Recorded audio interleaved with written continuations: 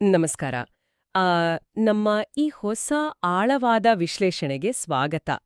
ನಾವಿಂದು ಒಂದು ಬಹಳ ಎಲ್ರಿಗೂ ಹತ್ರವಾದ ವಿಷಯದ ಬಗ್ಗೆ ಮಾತಾಡ್ತಾ ಇದ್ದೀವಿ. ಹೌದು, ಖಂಡಿತ. ಇದು ಪ್ರತಿಯೊಬ್ಬರಿಗೂ ಕನೆಕ್ಟ್ ಆಗುವಂಥದ್ದು.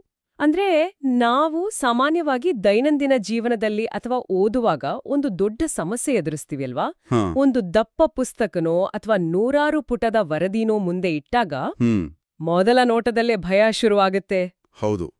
ನಮ್ಮ ಮೆದುಳು ಒಂಥರ ಶರಣಾಗು ಹಂತಕ್ಕೆ ಹೋಗ್ಬಿಡುತ್ತೆ.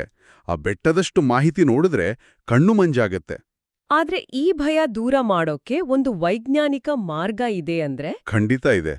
ಆ ಮಾರ್ಗದ ಬಗ್ಗೆನೇ ನಾವಿಂದು ಚರ್ಚೆ ಮಾಡ್ತಾ ಇರೋದು. ಹೌದು, ನಾವಿಂದು ಡಾಕ್ಟರ್ ಸುಜೇಂದ್ರ ಪ್ರಕಾಶ್ ಅವರು ಬರ್ದಿರೋ ಪುಸ್ತಕದ ಬಗ್ಗೆ ಆಳವಾಗಿ ನೋಡ್ತಾ ಇದ್ದೀವಿ. ಸಂಖ್ಯಾತ್ಮಕ ಅಳತೆಯ ಶಕ್ತಿಯಿಂದ ಜ್ಞಾನದ ಮೇಲೆ ಹಿಡಿತ ಸಾಧಿಸುವುದು ಅನ್ನೋದು ಆ ಪುಸ್ತಕದ ಹೆಸರು. ಬಹಳ ಅದ್ಭುತವಾದ ಪುಸ್ತಕ ಅದು. ಅದರಲ್ಲಿ ಉಲ್ಲೇಖಿಸಿರುವ 28ನೇ ಗುಟ್ಟು ಅಂದ್ರೆ ಕಠಿಣ ಮತ್ತು ದೀರ್ಘವಾದ ಮಾಹಿತಿಯನ್ನು ಸಂಖ್ಯಾತ್ಮಕವಾಗಿ ಅಳೆಯುವ ವಿಧಾನ. ಇದನ್ನೇ ನಾವಿಂದು ಬಿಡಿಸಿ ನೋಡೋಣ. ಖಂಡಿತ. ಈ ವಿಶ್ಲೇಷಣೆಯಲ್ಲಿ ಭಾಗವಹಿಸುತ್ತಿರುವುದು ನನಗೂ ಖುಷಿ ತಂದಿದೆ. ಇಲ್ಲಿನ ಕುತೂಹಲಕಾರಿ ಅಂಶ ಏನೆಂದ್ರೆ, ಕಲಿಯುವರು ಎದುರಿಸುವ ಅತಿದೊಡ್ಡ ಸಮಸ್ಯೆ ಆ ಮಾಹಿತಿಯ ಉದ್ದ ಅಥವಾ ಕಠಿಣತೆ ಅಲ್ಲ. ಓಹೋ, ಹಾಗಾದ್ರೆ ಬೇರೆ ಏನಿದೆ ಸಮಸ್ಯೆ? ಆ ಮಾಹಿತಿಯು ದೀರ್ಘವಾಗಿದ್ದಾಗ ಮೆದುಳು ಹತಾಶೆಗೊಳ್ಳುವುದು ಸಹಜ. ಆದರೆ ಡಾಕ್ಟರ್ ಸುಜೇಂದ್ರ ಪ್ರಕಾಶ್ ಅವರ ಪ್ರಕಾರ ಅಸಲಿ ಸಮಸ್ಯೆ ವಿಷಯದ ಕಠಿಣತೆಯಲ್ಲಿ ಇಲ್ಲವೇ ಇಲ್ಲ. ಮತ್ತೆಲ್ಲಿ ಎಡವ್ತಾ ಇದ್ದೀವಿ ನಾವು? ಸಮಸ್ಯೆ ಇರೋದು ಆ ಮಾಹಿತಿಯನ್ನು ಅಳೆಯದಿರುವಿಕೆಯಲ್ಲಿ. ಅಳೆಯದಿರುವಿಕೆ ಅಂದ್ರೆ ಎದುರಿಗಿರುವ ಮಾಹಿತಿಯನ್ನು ನಿಖರವಾಗಿ ಲೆಕ್ಕ ಹಾಕದೇ ಇರೋದು. ನಾವು ಮಾಹಿತಿಯನ್ನು ಎಣಿಸಲು ವಿಫಲರಾದಾಗ ಮಾತ್ರ ಅದು ದಾಟಲಾಗದ ಬೆಟ್ಟದಂತೆ ಕಾಣುತ್ತೆ. ಸ್ವಲ್ಪ ತಡೇರಿ, ಇದು ನಿಜಕ್ಕೂ ಒಂದು ವಿಭಿನ್ನವಾದ ದೃಷ್ಟಿಕೋನ. ನಾವು ಯಾವಾಗ್ಲೂ ವಿಷಯ ಕಷ್ಟವಾಗಿದೆ, ಪಠ್ಯ ಅರ್ಥವಾಗ್ತಿಲ್ಲ ಅಂತ ದೂರ್ತೀವಿ ಅಲ್ವಾ? ಹೌದು, ಯಾವತ್ತೂ ಲೆಕ್ಕ ಹಾಕೋ ಬಗ್ಗೆ ಯೋಚಿಸೋದೇ ಇಲ್ಲ. ಆದ್ರೆ ನನ್ಗೊಂದು ನೈಜವಾದ ಪ್ರಶ್ನೆ ಕಾಡ್ತಾ ಇದೆ. ಕೇವಲ ಪುಟಗಳನ್ನ ಎಣಿಸೋದ್ರಿಂದ ವಿಷಯದ ಕಠಿಣತೆ ಹೇಗೆ ಕಮ್ಮಿಯಾಗುತ್ತೆ? ಈಗ 1000 ಪುಟದ ಪುಸ್ತಕ ನೋಡಿ ಇದರಲ್ಲಿ 1000 ಪುಟ ಇದೆ ಅಂತ ಎಣಿಸಿದ್ರೆ ಅದು ಇನ್ನಷ್ಟು ಭಯ ಹುಟ್ಟಿಸಲ್ವಾ? ಸಂಖ್ಯಾತ್ಮಕ ಅಳತೆ ಅಂದ್ರೆ ಲೇಖಕರು ಕೇವಲ ಪುಟ ಎಣಿಸೋ ಬಗ್ಗೆ ಹೇಳ್ತಾ ಇದ್ದಾರಾ? ನೀವು ಕೇಳಿದ ಪ್ರಶ್ನೆ ಬಹಳ ಸಮಂಜಸವಾಗಿದೆ. ಪುಟಗಳನ್ನು ಎಣಿಸುವುದು ಕೇವಲ ಒಂದು ಮೇಲ್ಮೈಯ ಕೆಲ್ಸ ಅಷ್ಟೇ. ಲೇಖಕರು ಹೇಳ್ತಾ ಇರೋ ಸಂಖ್ಯಾತ್ಮಕ ಅಳತೆ ಅದಕ್ಕಿಂತ ಬಹಳ ಆಳವಾದದ್ದು. ಓಹೋ, ಹಾಗಾದ್ರೆ ಇದರ ನೈಜ ಅರ್ಥ ಏನು? ಮಾಹಿತಿಯನ್ನು ಅದರ ಮೂಲ ಘಟಕಗಳಾಗಿ ಒಡೆದು ಆ ಘಟಕಗಳನ್ನು ಸಂಖ್ಯೆಗಳಾಗಿ ಪರಿವರ್ತಿಸುವುದೇ ಇದರ ನೈಜ ಅರ್ಥ. ಅಂದ್ರೆ ಕೇವಲ ಪುಟಗಳಲ್ಲ, ಘಟಕಗಳು. ಹೌದು. ಸಾಮಾನ್ಯವಾಗಿ ನಾವೇನಾದ್ರೂ ಓದುವಾಗ ಅಬ್ಬಾ ಇದು ತುಂಬಾ ಇದೆ ಅಂತ ಭಾವನಾತ್ಮಕವಾಗಿ ಅಂದುಕೊಳ್ತೀವಿಯಲ್ವಾ? ಹೌದು, ಅದು ಸಹಜ. ಲೇಖಕರು ಹೇಳುವಂತೆ ನಾವು ಆ ರೀತಿ ಅಸ್ಪಷ್ಟವಾಗಿ ಹೇಳಿಕೊಳ್ಳುವ ಬದಲು ಇದು ನಿಖರವಾಗಿ ಎಷ್ಟಿದೆ ಅಂತ ತಾರ್ಕಿಕವಾಗಿ ಪ್ರಶ್ನಿಸ್ಕೊಳ್ಬೇಕು. ಒಂದು ಉದಾಹರಣೆ ಕೊಟ್ಟು ಹೇಳ್ಬಹುದಾ? ಖಂಡಿತ. ಈಗ ಒಂದು ಅಧ್ಯಾಯದ 3 ಪುಟ ಓದಬೇಕು ಅಂದಿಟ್ಕೊಳ್ಳೋಣ. ಆಗ ಕೇವಲ ಕಣ್ಣು ಹಾಯಿಸಿ ಸುಮ್ಮನಾಗುವ ಬದಲು ಆ 3 ಪುಟಗಳಲ್ಲಿ ಒಟ್ಟು ಎಷ್ಟು ಹೊಸ ಪರಿಕಲ್ಪನೆಗಳಿವೆ ಅಂತ ಎಣಿಸಬೇಕು. ಓಕೆ, ಪರಿಕಲ್ಪನೆಗಳು, ರೇಖಾಚಿತ್ರಗಳು, ಹೀಗೆ. ಹೌದು, ಎಷ್ಟು ರೇಖಾಚಿತ್ರಗಳಿವೆ, ಎಷ್ಟು ಪ್ರಮುಖ ಹಂತಗಳಿವೆ ಮತ್ತು ಎಷ್ಟು ಉಪವಿಷಯಗಳಿವೆ ಅಂತ ಹುಡುಕಿ ಎಣಿಸಬೇಕು. ಇದು ಕೇಳಲು ಸರಳ ಅನ್ನಿಸಿದ್ರೂ ನಮ್ಮ ಓದುವ ವಿಧಾನವನ್ನೇ ತಲೆಕೆಳಗಾಗಿಸುವ ಶಕ್ತಿ ಹೊಂದಿದೆ. ಖಂಡಿತವಾಗಿಯೂ. ಆದ್ರೆ ಇಲ್ಲಿ ಒಂದು ಕುತೂಹಲಕಾರಿ ವಿಚಾರ ಇದೆ.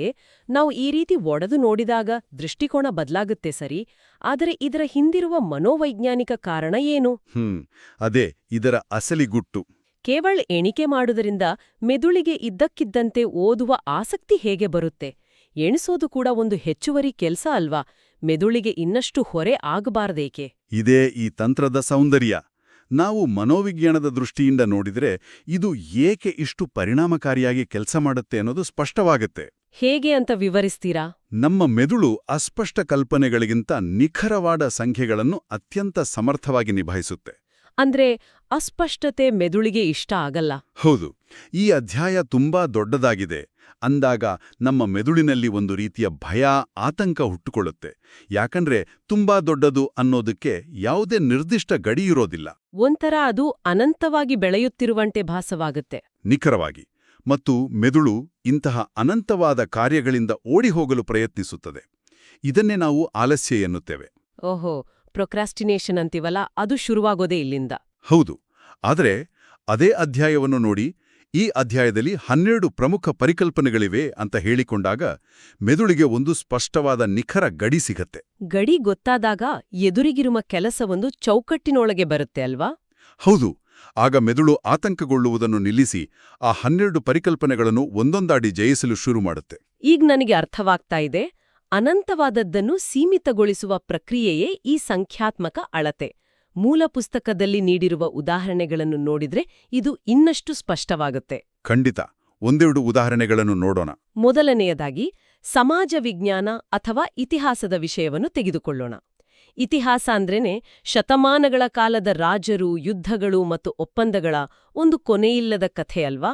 ಹೌದು. ಇತಿಹಾಸ ಓದಬೇಕು ಅಂದಾಗ್ಲೇ ಬೆವರು ಬರೋಕ್ ಶುರುವಾಗುತ್ತೆ. ಹಾಗೆ ನೀಡಲಾಗಿದೆ. ಕೇವಲ ಇತಿಹಾಸ ಓದಬೇಕು ಎನ್ನುವ ಬದಲು ಎಷ್ಟೋ ರಾಜರ ಬಗ್ಗೆ ಓದಬೇಕು ಅಂತ ಕೇಳ್ಕೊಳ್ಬೇಕು. ಓಕೆ, ನಿರ್ದಿಷ್ಟವಾಗಿ ಲೆಕ್ಕ ಹಾಕೋದು. ಹೌದು. ಎಷ್ಟು ನಿರ್ದಿಷ್ಟ ಸಾಮ್ರಾಜ್ಯಗಳಿವೆ, ಆ ಒಪ್ಪಂದಗಳ ಹಿಂದಿರುವ ಪ್ರಮುಖ ಘಟನೆಗಳೆಷ್ಟು. ಉದಾಹರಣೆಗೆ 8ನೇ ತರಗತಿಯ ಪಠ್ಯದಲ್ಲಿ ಒಟ್ಟು 20 ರಾಜರ ಬಗ್ಗೆ ಓದಬೇಕಿರುತ್ತೆ. ಅದೇ 9ನೇ ತರಗತಿಗೆ ಬಂದಾಗ 14 ರಾಜರ ಬಗ್ಗೆ ಮಾತ್ರ ಓದುವಂತಿರುತ್ತೆ. 10ನೇ ತರಗತಿಯಲ್ಲಿ ಅದು ಕೇವಲ 10 ರಾಜರಿಗೆ ಸೀಮಿತವಾಗಿರುತ್ತೆ. ಹೀಗೆ ಇತಿಹಾಸವನ್ನು ಸಂಖ್ಯೆಗಳಿಗೆ ಇಳಿಸಿದಾಗ ಅನಂತವಾಗಿ ಕಾಣುತ್ತಿದ್ದ ವಿಷಯ ಸೀಮಿತವಾಗಿ ಬದಲಾಗುತ್ತೆ. ಹೌದು, ನಿರ್ವಹಿಸಲು ಸಾಧ್ಯವಾಗುವಂತೆ ಬದಲಾಗುತ್ತೆ. ಇದು ಮೆದುಳಿಗೆ ನೀಡುವ ನೆಮ್ಮದಿ ಅಷ್ಟಿಷ್ಟಲ್ಲ. ನಿಜ. ಕೇವಲ 20 ರಾಜರು ಅಂತ ಗೊತ್ತಾದಾಗ ಮೊದಲನೆಯ ರಾಜನ ಕಥೆ ಮುಗಿದ ತಕ್ಷಣ ಇನ್ನು ಕೇವಲ 19 ಬಾಕಿ ಇದೆ ಅನ್ನೋ ಗೆಲುವಿನ ಭಾವನೆ ಮೂಡುತ್ತೆ ಅಲ್ವಾ? ಖಂಡಿತ. ಅದು ಓದುಗರನ್ನು ನಿರಂತರವಾಗಿ ಪ್ರೇರೇಪಿಸುತ್ತಲೇ ಇರುತ್ತೆ. ಆದ್ರೆ ಇತಿಹಾಸದಂತಹ ಕಥಾ ಆಧಾರಿತ ವಿಷಯಗಳಿಗೆ ಇದು ಸುಲಭವಾಗಿ ಹೊಂದಿಕೊಳ್ಳಬಹುದು. ವಿಜ್ಞಾನದಂತಹ ಹೆಚ್ಚು ತಾಂತ್ರಿಕ ವಿಷಯಗಳಿಗೂ ಇದು ಅನ್ವಯಿಸುತ್ತಾ? ಒಳ್ಳೆಯ ಪ್ರಶ್ನೆ. ವಿಜ್ಞಾನದಲ್ಲಿ ಕೇವಲ ಕಥೆ ಇರೋದಿಲ್ಲ. ಅಲ್ಲಿ ಸಮೀಕರಣಗಳು, ಕಠಿಣವಾದ ಪದಗಳು, ಪ್ರಕ್ರಿಯೆಗಳಿರುತ್ತೆ. ಅಲ್ಲೂ ಈ ತಂತ್ರ ಕೆಲಸ ಮಾಡತ್ತಾ? ಇದನ್ನು ತಾರ್ಕಿಕವಾಗಿ ವಿಶ್ಲೇಷಿಸಿದರೆ ಕಥೆಗಳಿಗಿಂತ ತಾಂತ್ರಿಕ ವಿಷಯಗಳಿಗೆ ಈ ತಂತ್ರ ಹೆಚ್ಚು ಅಗತ್ಯ. ಪುಸ್ತಕದಲ್ಲಿರುವ 2ನೇ ಉದಾಹರಣೆ ಜೀವಶಾಸ್ತ್ರಕ್ಕೆ ಸಂಬಂಧಿಸಿದ್ದು. ಬಯಾಲಜಿ.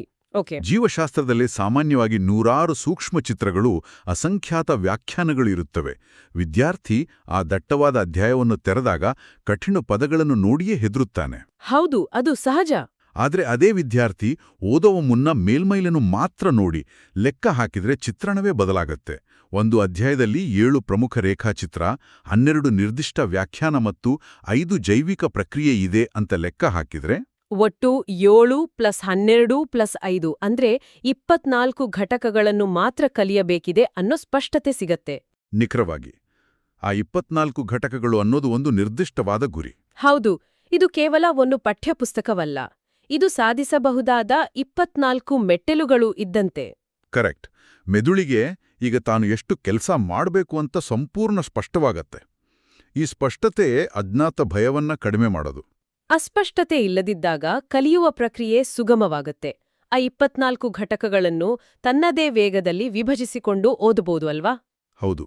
ಇಂದು 12, ನಾಳೆ 12 ಅಂತ ವಿಂಗಡಿಸಿದ್ರೆ ಆ ಬೆಟ್ಟದಷ್ಟು ಮಾಹಿತಿ ಕೇವಲ 2 ದಿನದ ಸುಲಭದ ಕೆಲಸವಾಗಿ ಬದಲಾಗತ್ತೆ. ಅದ್ಭುತ. ಕೇವಲ ಕಲೆ ಅಥವಾ ಸಾಮಾನ್ಯ ವಿಜ್ಞಾನಕ್ಕೆ ಮಾತ್ರವಲ್ಲ, ಇಂದಿನ ಆಧುನಿಕ ತಂತ್ರಜ್ಞಾನಕ್ಕೂ ಇದು ಪ್ರಸ್ತುತ ಅಂತ ಪುಸ್ತಕದಲ್ಲಿ ಹೇಳಲಾಗಿದೆ. ಹೌದು. 3ನೇ ಉದಾಹರಣೆಯಾಗಿ ಸಾಫ್ಟ್ವೇರ್ ಪ್ರೋಗ್ರಾಮಿಂಗ್ ಅನ್ನು ತೆಗೆದುಕೊಳ್ಳಲಾಗಿದೆ. ಜಾವಾದಂತಹ ಪ್ರೋಗ್ರಾಮಿಂಗ್ ಭಾಷೆಯನ್ನು ಕಲಿಯುವಾಗ ಅಲ್ಲಿನ ಕೋಡಿಂಗ್ ಚಿಹ್ನೆಗಳನ್ನು ನೋಡಿ ಅನೇಕರು ಕಲಿಯುವ ಮುನ್ನವೇ ಹಿಂದೆ ಸರಿಯುತ್ತಾರೆ ಅಲ್ವಾ? ತಂತ್ರಜ್ಞಾನದ ಕಲಿಕೆಯಲ್ಲಿ ಈ ಸಮಸ್ಯೆ ಅತಿ ಹೆಚ್ಚು. ಗಣಕಯಂತ್ರದ ಭಾಷೆಗಳು ಒಂದು ರೀತಿಯ ಹೊಸ ಪ್ರಪಂಚವೇ ಸರಿ. ಆದರೆ ಅಲ್ಲಿಯೂ ಕೂಡ ಎಷ್ಟು ಪ್ರಮುಖ ಪದಗಳಿದೆ, ತಾರ್ಕಿಕ ಪರಿಕಲ್ಪನೆಗಳೆಷ್ಟು, ಒಂದು ಸಮಸ್ಯೆಯನ್ನು ಬಿಡಿಸುವ ಹಂತಗಳಲ್ಲಿ ಎಷ್ಟು ಒಳಹಂತಗಳಿದೆ ಅಂತ ಎಣಿಸುವ ಅಭ್ಯಾಸ ಮಾಡ್ಕೊಳ್ಬೇಕು. ಅಂದ್ರೆ ಕಲಿಯುವವರು ಅಯ್ಯೋ ಇದರಲ್ಲಿ 50ರಿಂದ 70 ಹೊಸ ವಿಷಯ ಕಲಿಬೇಕಲ್ಲ ಅಂತ ಮೊದಲೇ ಹೆದರ್ತಾರೆ. ಹೌದು. ಆದ್ರೆ ಅವರು ಅದನ್ನು ಒಮ್ಮೆಯೂ ನಿಖರವಾಗಿ ಎಣಿಸಿರುವುದಿಲ್ಲ.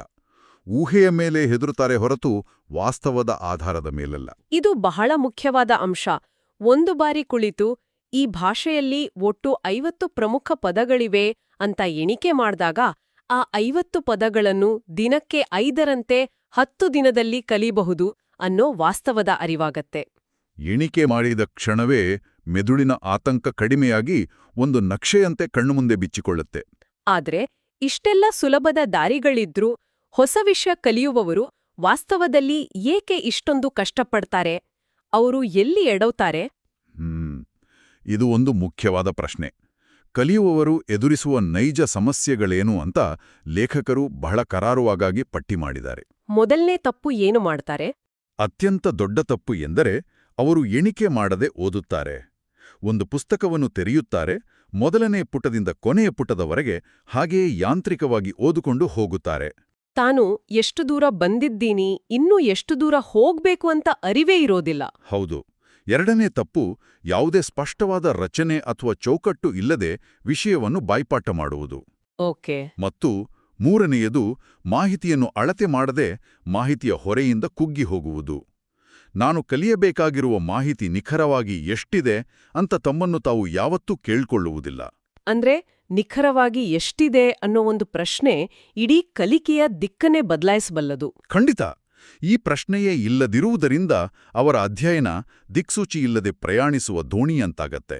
ದಡ ಎಲ್ಲಿದೆ, ಎಷ್ಟು ದೂರದಲ್ಲಿದೆ ಅಂತ ತಿಳಿದೇ ಸುಮ್ನೆ ಹುಟ್ಟು ಹಾಕ್ತಲೇ ಇರ್ತಾರೆ. ಸರಿ, ನಾವು ಸಮಸ್ಯೆಯ ಮೂಲವನ್ನು ಅರಿತೇವು ಮತ್ತು ವಿವಿಧ ಉದಾಹರಣೆಗಳನ್ನು ನೋಡಿದೆವು. ಹಾಗಾದ್ರೆ ಡಾ ಸುಜೇಂದ್ರ ಪ್ರಕಾಶ್ ಅವರು ನೀಡುವ ಅಂತಿಮ ನಿಯಮ ಮತ್ತು ಲಾಭಗಳನ್ನ ನಾವು ಹೇಗೆ ಅರ್ಥ ಮಾಡ್ಕೊಳ್ಬೇಕು? ಅವರು ಬಹಳ ಸ್ಪಷ್ಟವಾದ ನಿಯಮವೊಂದನ್ನು ನೀಡಿದ್ದಾರೆ. ನಿಮ್ಮ ಮುಂದಿರುವ ಮಾಹಿತಿಯು ಕಷ್ಟಕರವಾಗಿದ್ದರೆ ಅದನ್ನು ಕಡ್ಡಾಯವಾಗಿ ಸಂಖ್ಯೆಗಳಲ್ಲಿ ಅಳೆಯಿರಿ. ದೀರ್ಘವಾಗಿದ್ದರೆ ವಿಭಜಿಸಿ ಅಳೆಯಿರಿ. ತಾಂತ್ರಿಕವಾಗಿದ್ದರೆ ಅದರ ಹಂತಗಳನ್ನು ಅಳೆಯಿರಿ. ಅತಿ ಹೆಚ್ಚು ಸಣ್ಣ ವಿವರಗಳಿದ್ದರೆ ಪ್ರತಿಯೊಂದು ವಿವರವೂ ಸಂಖ್ಯಾತ್ಮಕವಾಗಿ ಎಣಿಕೆ ಮಾಡಿ. ಒಟ್ಟಿನಲ್ಲಿ ಎಷ್ಟೇ ಕಠಿಣ ಮಾಹಿತಿ ಇದ್ರೂ ಸಂಖ್ಯೆಗಳಾಗಿ ಪರಿವರ್ತಿಸಲೇಬೇಕು. ಇದರಿಂದ ಮೆದುಳಿಗೆ 4 ಪ್ರಮುಖ ಲಾಭಗಳಿವೆ ಅಲ್ವಾ? ಹೌದು. ಆ 4 ಲಾಭಗಳನ್ನು ಮೂಲ ಪುಸ್ತಕದಲ್ಲಿ ಆಳವಾಗಿ ವಿವರಿಸಲಾಗಿದೆ. ಆ 4 ಲಾಭಗಳನ್ನು ನಾವು ಒಂದೊಂದಾಗಿ ವಿಶ್ಲೇಷಿಸೋಣ. ಮೊದಲನೆಯ ಲಾಭ, ನಾವು ನಮ್ಮ ಮೆದುಳಿನಲ್ಲಿ ಎಷ್ಟು ಮಾಹಿತಿಯನ್ನು ಸಂಗ್ರಹಿಸಬೇಕು ಎಂಬುದು ನಿಖರವಾಗಿ ತಿಳಿಯುತ್ತದೆ. ಇದು ಬಹಳ ಸ್ವಾರಸ್ಯಕರವಾಗಿದೆ. ಮೆದುಳಿಗೆ ಒಂದು ಇತಿಮಿತಿ ಇದೆ ಅಲ್ವಾ? ಹೌದು. ಎಷ್ಟು ಭಾರ ಹೊರಬೇಕು ಅಂತ ಮೊದಲೇ ತಿಳಿದಿದ್ದರೆ ಶಕ್ತಿಯನ್ನು ಕೇಂದ್ರೀಕರಿಸಲು ಸುಲಭ ಆಗತ್ತೆ. ಖಂಡಿತ. ಇನ್ನು ಎರಡನೇ ಲಾಭವೆಂದರೆ ಪರೀಕ್ಷೆಯ ಸಮಯದಲ್ಲಿ ಅಥವಾ ಅಗತ್ಯವಿದ್ದಾಗ ಎಷ್ಟು ಮಾಹಿತಿಯನ್ನು ಮರಳಿ ನೆನಪಿಗೆ ತರಬೇಕು ಅನ್ನೋದು ಸ್ಪಷ್ಟವಾಗತ್ತೆ. ಇದೊಂದು ಅದ್ಭುತವಾದ ತಂತ್ರ. ಈಗ ಒಂದು ಪ್ರಶ್ನೆಗೆ 5 ಪ್ರಮುಖ ಅಂಶಗಳಿವೆ ಅಂತ ಎಣಿಸಿ ಓದಿದ್ರೆ ನಾವು 3 ಅಂಶ ಬರೆದಾಗ ಇನ್ನೂ 2 ಬಾಕಿ ಇವೆ ಅಂತ ಮೆದುಳು ಎಚ್ಚರಿಸುತ್ತೆ. ಹೌದು. ಇದು ಯಾವುದೇ ಮಾಹಿತಿಯನ್ನು ಮರೆಯದಂತೆ ತಡೆಯುವ ಅತ್ಯುತ್ತಮ ಸುರಕ್ಷತಾ ಜಾಲ. ಓದುವುದಕ್ಕಷ್ಟೇ ಅಲ್ಲ, ನೆನಪಿಟ್ಟುಕೊಳ್ಳುವುದಕ್ಕೂ ಇದು ದೊಡ್ಡ ಅಸ್ತ್ರ. ಇನ್ನು 3ನೇ ಲಾಭದ ಕಡೆಗೆ ಬರೋಣ. ನಾವು ಓದುತ್ತಿರುವಾಗ ಇನ್ನೂ ಎಷ್ಟು ಭಾಗ ಬಾಕಿ ಇದೆ ಅನ್ನೋ ಸ್ಪಷ್ಟತೆ ಸಿಗೋದು. ಹೌದು. 12 ಪರಿಕಲ್ಪನೆಗಳಲ್ಲಿ 5 ಮುಗಿದಿದ್ದರೆ ಇನ್ನು 7 ಬಾಕಿ ಇದೆ ಅನ್ನೋ ಅರಿವು. ಪ್ರತಿಯೊಂದು ಘಟಕ ಮುಗಿದಾಗಲೂ ಒಂದು ಸಣ್ಣ ಸಾಧನೆಯ ಭಾವನೆ ಮೂಡುತ್ತೆ ಅಲ್ವಾ? ಇದು ನಾವು ಸೋತು ಸುಮ್ಮನಾಗದಂತೆ ತಡೆಯುತ್ತೆ. ಆ ಸಾಧನೆಯ ಭಾವನೆ ಬಹಳ ಮುಖ್ಯ. ಮತ್ತು 4ನೇ ಹಾಗೂ ಅತ್ಯಂತ ಪ್ರಮುಖ ಲಾಭವೆಂದರೆ ನಮ್ಮ ಅಧ್ಯಯನ ಯಾವಾಗ ಪೂರ್ಣಗೊಳ್ಳುತ್ತದೆ ಅಂತ ನಿಖರವಾಗಿ ಅರಿವಾಗುತ್ತದೆ. ಹೌದು. ಅನೇಕ ಬಾರಿ ಒಂದು ಅಧ್ಯಾಯ ಓದಿ ಮುಗಿಸಿದ ಮೇಲೂ ಯಾವುದಾದ್ರೂ ಮುಖ್ಯ ಪಾಯಿಂಟ್ ಬಿಟ್ಟೋಯ್ತಾ ಅನ್ನೋ ಅನುಮಾನ ಕಾಡುತ್ತೆ. ಆದರೆ ಮುಂಚಿತವಾಗಿಯೇ ಲೆಕ್ಕ ಹಾಕಿದ ಎಲ್ಲ 24 ಘಟಕಗಳನ್ನು ಕವರ್ ಮಾಡಿದ್ದೇವೆ ಅನ್ನೋ ಖಚಿತತೆ ಇದ್ದಾಗ ಆ ಅನುಮಾನಕ್ಕೆ ಜಾಗನೇ ಇರೋದಿಲ್ಲ. ಈ ಖಚಿತತೆಯು ಮೂಡಿಸುವ ಆತ್ಮವಿಶ್ವಾಸ ಸಾಮಾನ್ಯವಾದದ್ದಲ್ಲ. ಖಂಡಿತ. ಅದ್ಭುತ. ನಾವು ಈ ಆಳವಾದ ವಿಶ್ಲೇಷಣೆಯ ಕೊನೆಯ ಹಂತಕ್ಕೆ ಬಂದಿದ್ದೇವೆ. ಡಾ ಸುಜೇಂದ್ರ ಪ್ರಕಾಶ್ ಅವರ 28ನೇ ಗುಟ್ಟಿನ ಅಂತಿಮ ಒಳನೋಟವನ್ನು ಕ್ರೋಢೀಕರಿಸಿ ಹೇಳೋದಾದ್ರೆ ಲೇಖಕರ ಮಾತುಗಳು ಹೀಗಿವೆ. ಎಣಿಸದ ಮಾಹಿತಿಯು ಅಂತ್ಯವಿಲ್ಲದಂತೆ ಭಾಸವಾಗುತ್ತದೆ. ಆದರೆ ಎಣಿಸಿದ ಮಾಹಿತಿಯನ್ನು ಸುಲಭವಾಗಿ ಜಯಿಸಬಹುದು. ಇದು ನಿಜಕ್ಕೂ ಎಂಥ ಶಕ್ತಿಯುತವಾದ ಸಾಲು.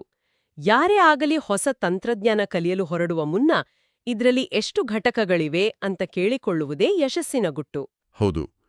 ಎಷ್ಟೇ ಬೆಟ್ಟದಷ್ಟಿರ್ಲಿ ಅದನ್ನು ಸಣ್ಣ ಸಂಖ್ಯೆಗಳಾಗಿ ವಿಭಜಿಸಿದಾಗ ಆ ಇಡೀ ಬೆಟ್ಟ ನಮ್ಮ ನಿಯಂತ್ರಣಕ್ಕೆ ಬರುತ್ತೆ. ಆದ್ರೆ ಇದನ್ನ ಕೇವಲ ಓದಿಗೆ ಮಾತ್ರ ಸೀಮಿತ ಮಾಡ್ಬೇಕಾ? ಇಲ್ಲವೇ ಇಲ್ಲ. ಇದನ್ನ ವಿಶಾಲವಾದ ದೃಷ್ಟಿಕೋನಕ್ಕೆ ಜೋಡಿಸಿ ನೋಡಿದರೆ ನಮ್ಗೊಂದು ಹೊಸ ಹುಳುಹು ಸಿಗುತ್ತೆ. ಓಹೋ, ಹೇಗದು? ಇದೇ ಸಂಖ್ಯಾತ್ಮಕ ಅಳತೆಯ ವಿಧಾನವನ್ನು ದೈನಂದಿನ ಜೀವನದ ಸಂಕೀರ್ಣತೆಗಳಿಗೂ ಯಾಕೆ ಅನ್ವಯಿಸಬಾರ್ದು? ಅಂದ್ರೆ ಕೌಟುಂಬಿಕ ಒತ್ತಡ ಅಥವಾ ಆರ್ಥಿಕ ಚಿಂತೆಗಳಿಗೂ ಬಳಸಬಹುದಾ? ಹತಾಶರಾಗ್ತೀವಿ. ಆದ್ರೆ ಆ ಸಮಸ್ಯೆಗಳನ್ನು ಎಣಿಸೋ ಪ್ರಯತ್ನ ನಾವು ಯಾವತ್ತೂ ಮಾಡಲ್ಲ. ಓಹೋ, ತುಂಬಾ ಸಮಸ್ಯೆಗಳಿವೆ ಅಂತ ಆತಂಕ ಪಡುವ ಬದಲು ಪಟ್ಟಿ ಮಾಡ್ಬೇಕು ಅಂತೀರಾ? ಹೌದು. ಶಾಂತವಾಗಿ ಕುಳಿತು ನನಗೆ ಪ್ರಸ್ತುತ ಪರಿಹರಿಸಬೇಕಾದ 4 ನಿರ್ದಿಷ್ಟ ಸಮಸ್ಯೆಗಳಿವೆ. 1 ಆರ್ಥಿಕ, 2 ಕಚೇರಿಯ ಕೆಲಸ, ಮತ್ತೊಂದು ಆರೋಗ್ಯ ಅಂತ ಪಟ್ಟಿ ಮಾಡಿದರೆ ಏನಾಗತ್ತೆ? ಆ ಅನಂತವಾದ ಒತ್ತಡವು ಕೇವಲ 4 ನಿರ್ದಿಷ್ಟ ಘಟಕಗಳಾಗಿ ಬದಲಾಗತ್ತೆ. ಆ ಮೂಲಕ ಜೀವನದ ಕಠಿಣ ಸಮಸ್ಯೆಗಳನ್ನು ಸುಲಭವಾಗಿ ಜಯಿಸಲು ಸಾಧ್ಯ ಅಲ್ವಾ? ಇದು ನಾವು ಆಳವಾಗಿ ಯೋಚಿಸಬೇಕಾದ ವಿಚಾರ. ಖಂಡಿತ. ಅದೊಂದು ಅದ್ಭುತವಾದ ಪ್ರಶ್ನೆ. ಕಠಿಣವಾದದ್ದನ್ನು ಎಣಿಸುವ ಕಲೆ ಕೇವಲ ಓದಿಗೆ ಮಾತ್ರವಲ್ಲ, ಇಡೀ ಜೀವನದ ಹೊರೆಯನ್ನು ಇಳಿಸುವ ಪ್ರಮುಖ ಕೀಲಿಕೈಯಾಗಬಹುದು. ಹೌದು, ಎಣಿಕೆ ಮಾಡುವುದರ ಮೂಲಕ ಆತಂಕವನ್ನು ಗೆಲ್ಲುವುದು ಜೀವನಕ್ಕೂ ಪಾಠ. ಆತಂಕವನ್ನು ಗೆಲ್ಲುವ ಈ ಹೊಸ ದೃಷ್ಟಿಕೋನದೊಂದಿಗೆ ನಮ್ಮ ಇಂದಿನ ಈ ಚರ್ಚೆ ಎಲ್ಲರಿಗೂ ಅತ್ಯಂತ ಉಪಯುಕ್ತವಾಗಿದೆ ಅಂತ ಭಾವಿಸ್ತೇವೆ. ಖಂಡಿತ. ಎಲ್ಲರಿಗೂ ಇದು ಸಹಕಾರಿ ಆಗತ್ತೆ ಅಂತ ನಂಬಿದ್ದೀನಿ. ಜ್ಞಾನದ ಮಿತಿಗಳನ್ನು ವಿಸ್ತರಿಸುವ ನಮ್ಮ ಈ ಪಯಣ ಮುಂದೆಯೂ ಹೀಗೆಯೇ ಮುಂದುವರಿಯಲಿದೆ. ನಮಸ್ಕಾರ.